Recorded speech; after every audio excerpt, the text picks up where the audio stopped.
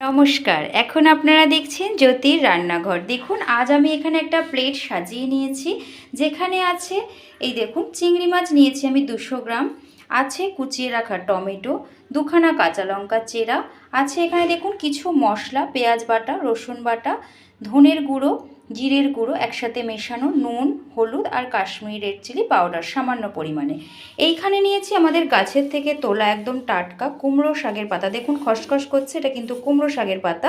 আপনারা যদি রেসিপিটি স্কিপ না করে দেখেন অবশ্যই বুঝতে পারবেন আমি অতি পুরনো একটি গ্রাম বাংলার রান্না খুব সহজ পদ্ধতিতে আমার মা আজ আপনাদেরকে করে দেখাবে। এই রেসিপির জন্য মেন যে উপকরণ দেখুন আমার মা হাতে করে দেখাচ্ছে, এটা হচ্ছে ডাল। এটা কিসের ডাল মা? মটর ডাল। এটা হচ্ছে মটর ডাল, সারা রাত্রি জলে ভেজানো ছিল, ভালোভাবে ধুয়ে পরিষ্কার করে নিয়েছি। চলুন তাহলে আমাদের রান্নাটি শুরু করা যাক। দেখুন মিক্সার গ্রাইন্ডারে সম্পূর্ণ মটর ডালটা মা দিয়ে দিচ্ছে। সারা রাত্রির ভেজানো ছিল 100 গ্রাম মটর ডাল। এইবারে এটা আমরা একটা পেস্ট তৈরি করে নিয়ে আসবো। দিয়ে দেবো চিড়ে রাখা একটা ভেঙে দিলাম কাঁচা লঙ্কাটা, দিয়ে দেবো এখানে রসুন বাটা হাফ চামচেরও কম পরিমাণে, দিয়ে দেবো ভর্তি করে 1 চামচ পেঁয়াজ বাটা। এবারে এটা আমরা সুন্দর করে একটা স্মুথ ব্যাটার রেডি করে নেব। কড়াই গ্যাসে বসিয়ে দেখুন একদম কিন্তু অল্প ছোট্ট চামচের 1 চামচ তেল দিয়ে দিয়েছি। তেলটা সুন্দর গরম হয়ে গেছে। গ্যাসের ফ্লেমটা কমিয়ে দিয়ে দিলাম চিংড়ি মাছ। চিংড়ি মাছ ভাজতে কিন্তু খুব বেশি তেল আমরা এখন ব্যবহার করব না, এইবারে একটু সুন্দর করে ভেজে নেব। চিংড়ি মাছটা সুন্দর ভাজা হয়েছে, এর থেকে বেশি ভাজবো না, এবার তুলে ফেলবো। ভেজে রাখা চিংড়ি মাছটা একটা মিক্সার গ্রাইন্ডারে ঠান্ডা করে ঢেলে নিয়েছি। এটা সুন্দর একটা পেস্ট করে নেব, জল টল কিচ্ছু দেবো না এতে।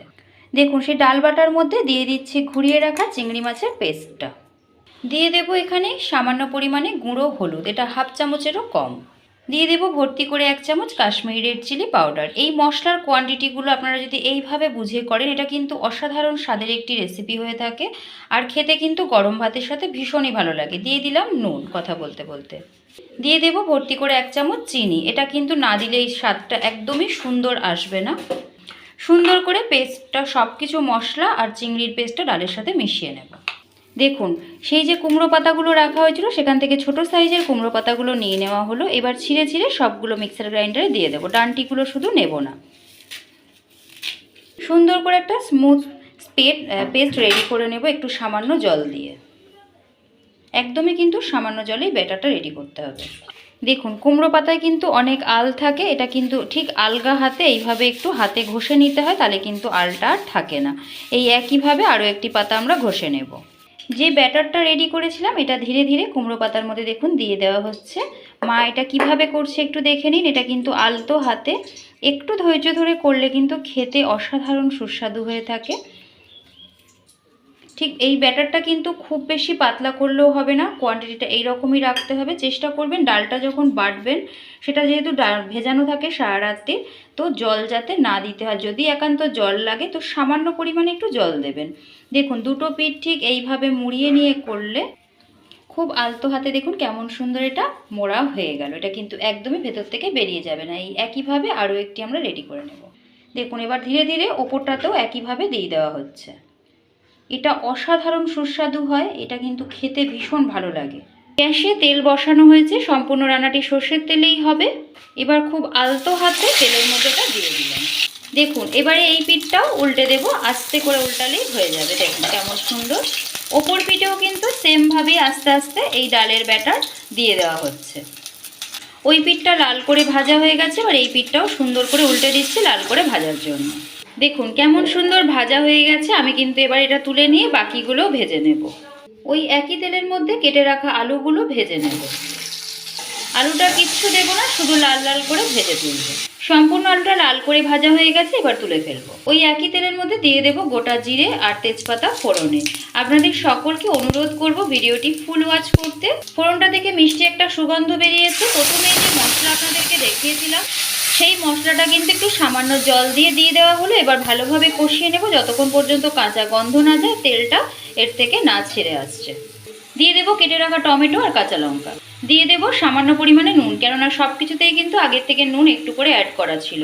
এইবারে অপেক্ষা করব সম্পূর্ণ মশলাটা কাঁচা গন্ধ যাওয়া পর্যন্ত। দেখুন মশলার এই পর্যায়ে দিয়ে দেবো যে কুমড়ো পাতাটা পেস্ট করে রাখা ছিল সেটা। আপনারা কিন্তু একটু খাটনির রেসিপি এটা, কিন্তু খেতে অসাধারণ সুস্বাদু হয়।